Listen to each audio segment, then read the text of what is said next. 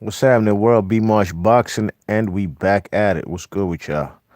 Yes, indeed. So, Jarrett Hurd from Accokeek, Maryland, PG County, stand up, Pretty Girl County. Where y'all at? Might be out there today. Soon come, Toya. Here I come. But it is what it is. Jarrett Hurd will be facing Francisco Santana on January 25th on Danny Garcia's undercard, and this fight will be televised, I believe, on Showtime. Yes, on Showtime. So Danny Garcia will not be fighting on PBC on Fox, but rather PBC on Showtime. You know what I mean? So Jared Hurd will be fighting Francisco Garcia. Francisco Garcia's 25 wins, 7 losses, 1 draw, and 12 KOs. I know Francisco Garcia to be campaigning at the welterweight. You know what I mean? I've seen him fight guys like Jose Benavidez Jr. and Saddam Ali and Kareem Mayfield a couple times, okay? That's at 147. So what Jarrett Hurd is doing, pulling up a guy, but this guy's also fought and lost to Jamel Charlo, Francisco Santana. You know what I mean? But like I said, man, you see the title, you gotta give Charlo props because this ain't a good look in my opinion. You know what I mean? This guy, Francisco Santana, sure enough, it is a tune-up fight. But what you need a tune-up fight for, Hurd? You've been out the ring since April. You know what I mean? I was live and directed that fight over there in Virginia. I didn't like going out there. I'm not gonna lie. That shit was kind of far. But at the end of the day, I mean, far as opposed to being in DC and just going to the DC Armory, you know what I mean? Or being in DC and just going to the what you call it, the MGM National Harbor in Oxon Hill, Maryland, PG County, Pretty Girl County. You know what I'm saying? Well, Prince George's County, that's what it's called, but we call it Pretty Girl County, and so do a lot of out of towners. Because when they come out here, they spaz out how many beautiful young ladies we got out here in the DMV. You heard? But and older ladies, all kind of ladies, whatever ages you like, of milfs, young girls in their 20s, 30s, whatever. They out here. But at the end of the day, I was there live at that fight. And Jarrett Hurd got his ass handed to him, man. It was a somber moment up in that piece, man. I remember I've been to numerous boxing fights, but I've never been to a boxing event where when we left out, like when the fight's over, people are walking out, going to their cars or just leaving the arena. It was quiet, man. It was sad up in that joint. Only people I heard talking basically was some women who were blown, who were pissed. Like Jarrett Hurd ain't perform, you know what I mean? But like I said, this ain't a good look, bringing up this guy who's not even ranked in the junior middleweight division, you know what I'm saying? Hurd coming off that unanimous decision loss on May 11th to the man J Rock, you know what I'm saying? And he didn't go into an immediate rematch. As a matter of fact, that rematch was supposed to happen last weekend on last Saturday, the night Bud fought, you know what I mean? Because, and there was going to be a beautiful build up for that fight because it would have happened on Saturday. And then Sunday is a big Philadelphia Eagles, and the game passed Eagles versus Redskins game. And that game was a good game that went down to the wire, you know what I mean? Wentz threw the game winning touchdown in the last 10 seconds, but, like I said, it's not a good look. They're gonna say, I know what people gonna say. They're gonna call the man Jarrett Hurd, who's 6'1". They're gonna call him a weight bully. You know what I mean? Because he's fighting an opponent that's been a journeyman at the welterweight division, rather than picking a legitimate junior welterweight. I'm sorry, junior middleweight. But maybe he's looking at it like, hey man, Jamel Charlo fought him. I'm gonna fight him too. I'm saying this guy Francisco Santana is not a contender.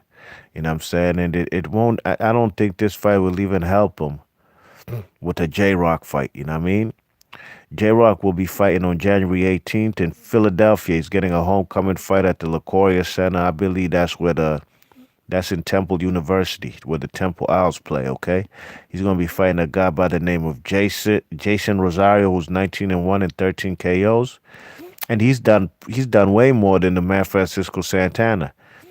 You know what I'm saying? And he's done a lot more and he's deserving of a world title shot. Not that Hurd has a world title, but but I guess Hurd is looking for a tune-up fight, a 10-rounder. You know what I mean? We want to see that rematch. If Jarrett Hurd, I assume that Jarrett Hurd pulled out of the J. Rock Williams rematch in order to move up to middleweight, so he can fight guys like Jamal Charlo, who's scrambling for opponents over there. Chris Eubank had to come over from the UK just to give this guy Jamal Charlo some viable options. You know what I mean? You check it because that fight with J. Rock Williams and Jarrett Hurd was my fight of the year up until Spence and Porter. You know what I mean? Or maybe Nonito Donaire and Naoya Inoue. You know what I mean? But ever since Hurd had that, he had surgery on his shoulder after that split decision win over the man Aris Landy Lara. It looks like Jarrett Hurd basically never regained his form. You know what I mean? So like I said, this guy's staying at 154 pounds.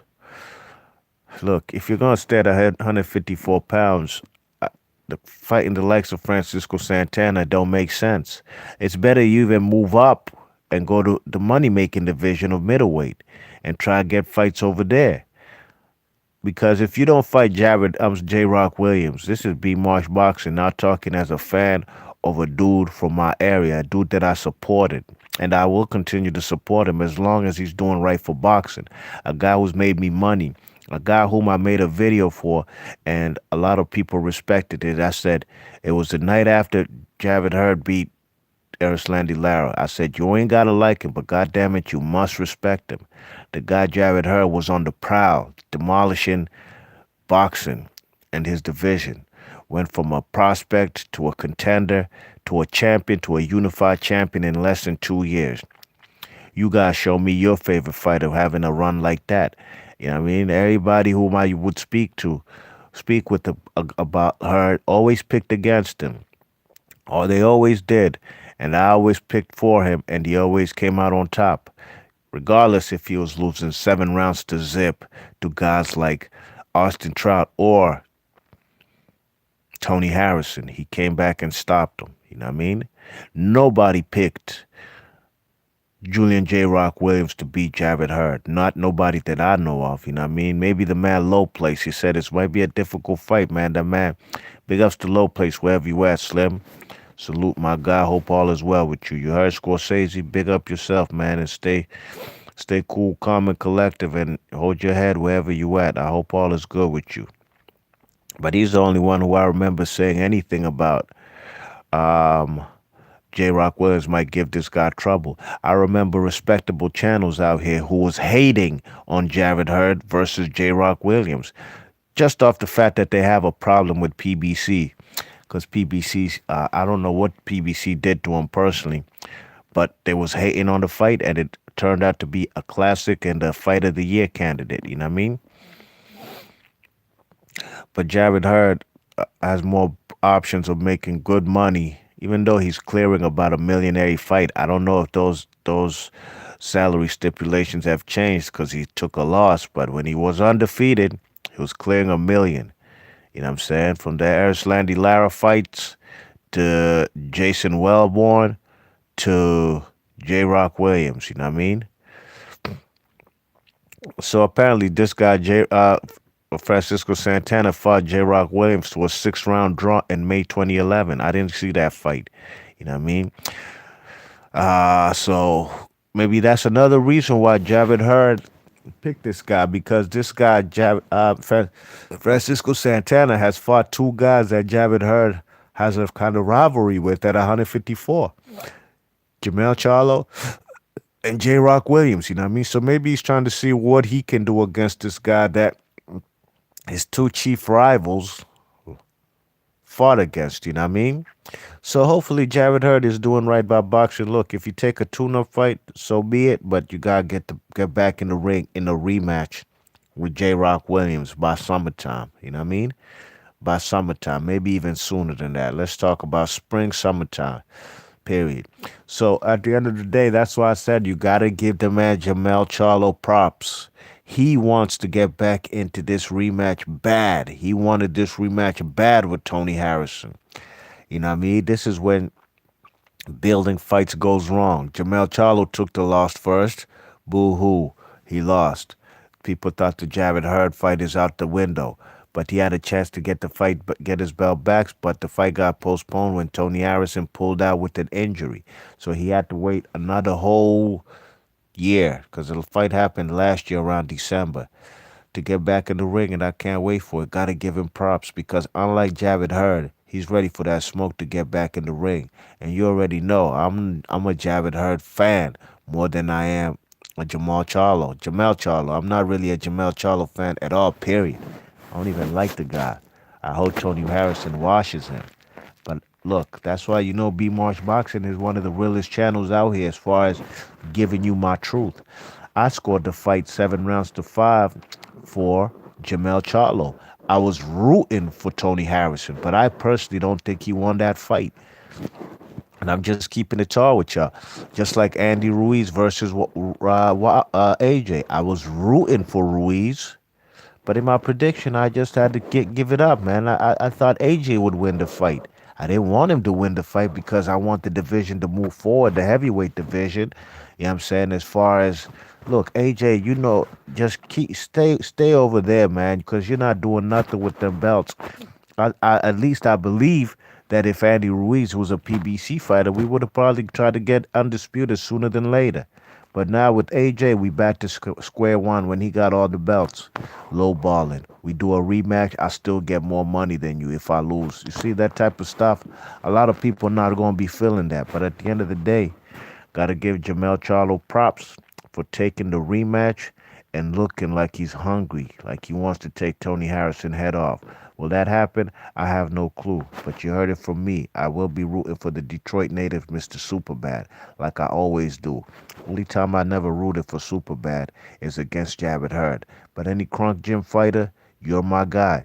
The guy Tyson Fury's getting with Javon Sugar Hill, that's all well and fine. I give him props for that. You know what I'm saying? You check it. We'll see if that he can recreate that old Crunk Gym magic. B Marsh Boxing. Leave your thoughts and comments. I'm out of here. Peace.